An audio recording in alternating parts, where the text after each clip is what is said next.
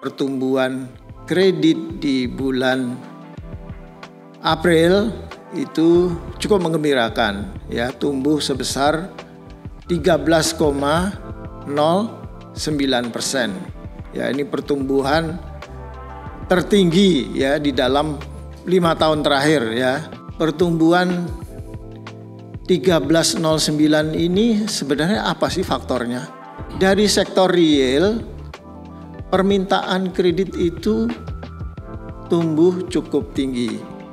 Mengapa? Karena kalau kita lihat grafik tadi, kelihatan bahwa pertumbuhan kredit di sektor korporasi itu 20,32%. Artinya memang ada permintaan dari sektor real untuk tumbuh. Dari sisi banknya sendiri, memang appetite-nya juga masih cukup tinggi di dalam menyalurkan kredit. Momentum yang baik ini di sektor real ingin kita pertahankan.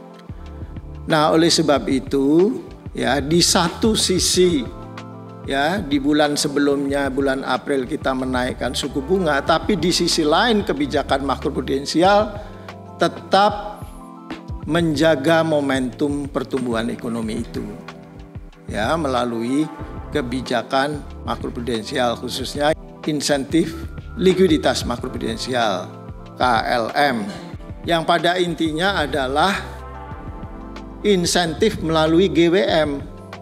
GWM sekarang kan 9%, ya. Tetapi kalau bank itu menyalurkan kredit di sektor-sektor tertentu, itu mendapat insentif maksimum 4%. Ya, jadi dia hanya membayar atau ya memenuhi kewajiban GWM sebesar 5%. 9 dikurangi 4. 4% GWM itu kan cukup besar, ya. Jadi inilah insentif likuiditas, artinya Bank Indonesia memberi reward berupa liquidity kepada bank yang rajin memberikan kredit lah, gitu, kira-kira seperti itu.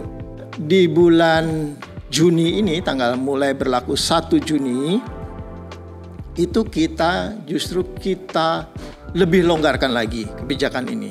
Kita perkuat, yaitu dengan menambah sektornya. Kalau dulu hanya yang lama itu minerba, hilirisasi minerba, non-minerba, perumahan, pariwisata, ini ditambah sektor otomotif, sektor perdagangan. Ya, sektor perdagangan itu cukup besar share-nya. Sektor listrik, gas, dan air, serta sektor jasa sosial.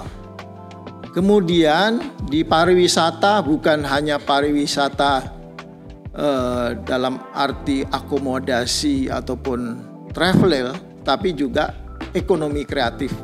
Impact-nya seperti apa?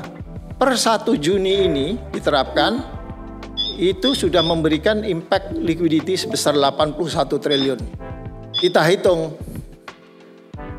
sampai dengan akhir tahun ada tambahan 115 triliun, ya. Di sektor makroprudensial juga ada beberapa kebijakan yang sifatnya bauran atau policy mix di sektor makroprudensial. Jadi memang semua ini ditujukan untuk tetap memberikan dorongan bagi pertumbuhan kredit dan pertumbuhan ekonomi.